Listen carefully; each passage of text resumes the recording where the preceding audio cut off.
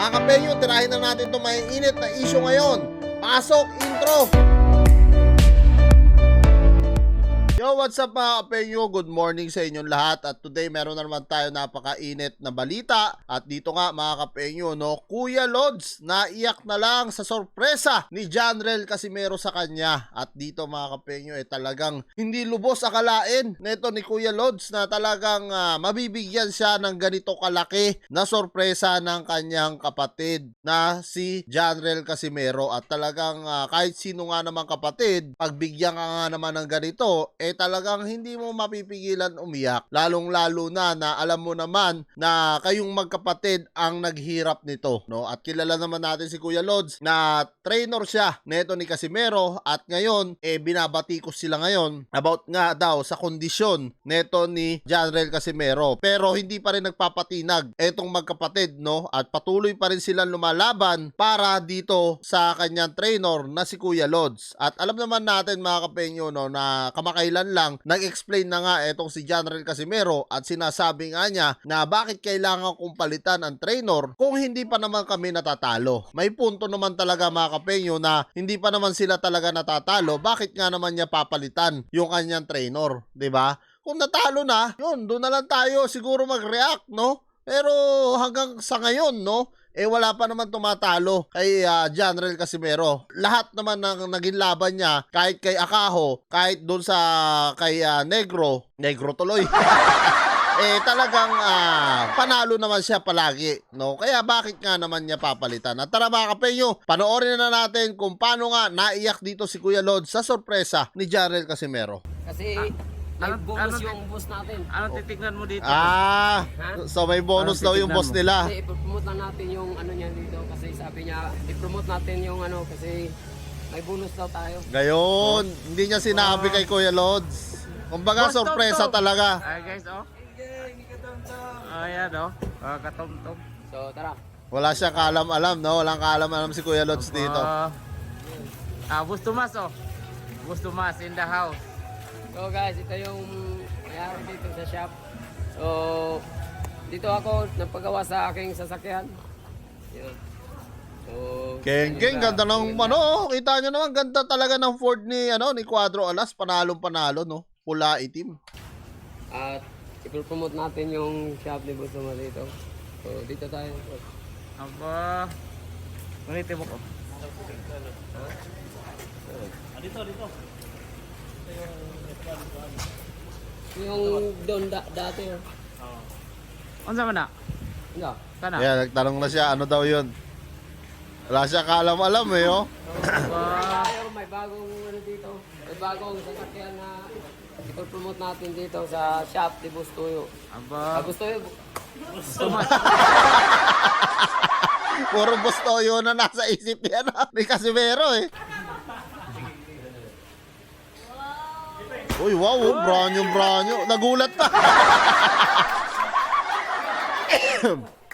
Ganda. Kulay, pure black lang.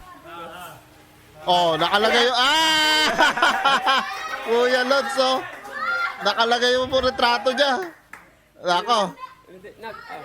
Ako, nagulat na si Kuya Lods. Ayan na. Kaya pala siya naiyak, mga kapenyo. Oh. Ikaw ba naman regaluhan ng ganyan? Oh, ganda, oh.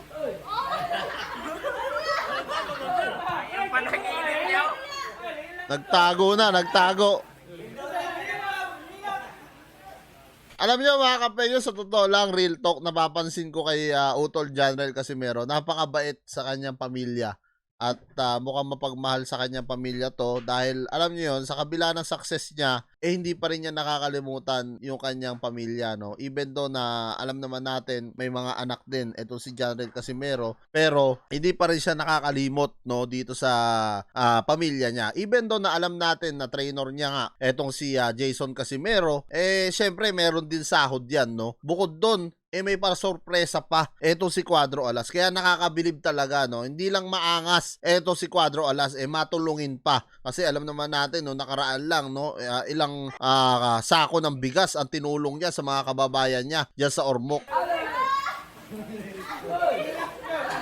Grabe, oh. O, Papa, China all ka talaga dyan, no? China all! Naiyak na si Kuya Lods. Oh, kawawa naman, no? Oh. Dahil sa paghihirap nila magkapatid. Oh. Success, di ba? Kaya sinasabi ko mga kapengyo, no? Wag na natin batikusin etong magkapatid. Hindi naman sa kinakampihan kong etong magkapatid, no? Pero ang akin lang, hindi ba tayo proud o hindi ba tayo natutuwa sa na-achieve ng magkapatid para sa bansa natin at sa kanilang natatamo ngayon? Di ba? Dapat maging masaya na lang tayo. At kung magbibigay man tayo ng opinion, wag natin batikusin. Kunwari, gusto natin magpalit ng trainer. Pwede naman natin sabihin ng manumanay, no? Hindi naman natin kailangan i-bash. Hindi naman natin kailangan sabihin na, ay, si Kuya Lods, wala namang alam sa boxing yan. Bakit yan ang kinuha mong trainer? Kasi ganito, ganyan, etc. Hindi man natin kailangan gawin yun eh. Diba? Kung magbibigay tayo ng opinion lang. Na kung ako kay Janrel, pwede naman talaga siya magpalit ng trainer kasi ganito, ganyan. O, tapos, diba? Hindi na kailangan na mag-aaway-aaway dito sa social media, magpapasikatan, diba? Para lang, diba? Walang mangyayari, tapos pare-pares tayong Pilipino. So guys, ito na yung sasakyan ni Kuya Lods. Tuwa si Kuya Lods, oh. Grabe, Kuya Lods. Sabi mo sa surprise na Iyak siya, oh. wow, proud lang to eh.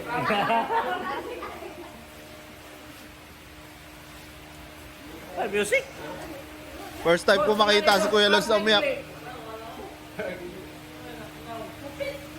So guys, Alam niyo mga kapengyo, yung iyak ni Kuya Lods dito, tears of joy yan na tinatawag sa sobrang tuwa niya, no? Na binigay sa kanya nito ng kanyang kapatid. Bibihira na yung mga ganyang kapatid. Meron iba kasing kapatid na talagang wala, no? Kahit pa umasenso siya, ikaw, nasa baba ka lang. May mga ganong kapatid. Meron daw ibang kapatid, pag umasenso sila, talagang hindi nila iniiwanan sa ere yung kanilang mga kapatid, no? Yun talaga yung masarap, no? Na kadugo o kapatid. Hindi yung pag umasenso ka, hihilain ka pa pababa. Hindi maganda yun. Diba? ito na yung sa hirap ng pinagdaanan namin ni Kuya Lods.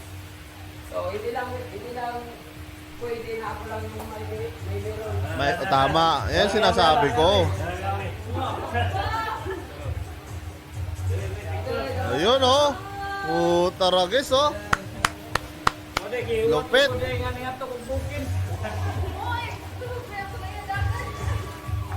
So guys, ito yung sasakyan na to. Hindi natin makukuha ito kung hindi kay Bruce Thomas.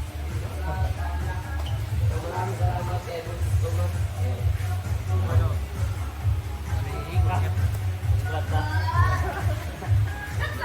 Naiyak si Kuya Lods, oh. Nakakatuwa tignan mga kapengyo kasi talagang sa kabila ng paghihirap nila, no, ito yung success na natatamo nila.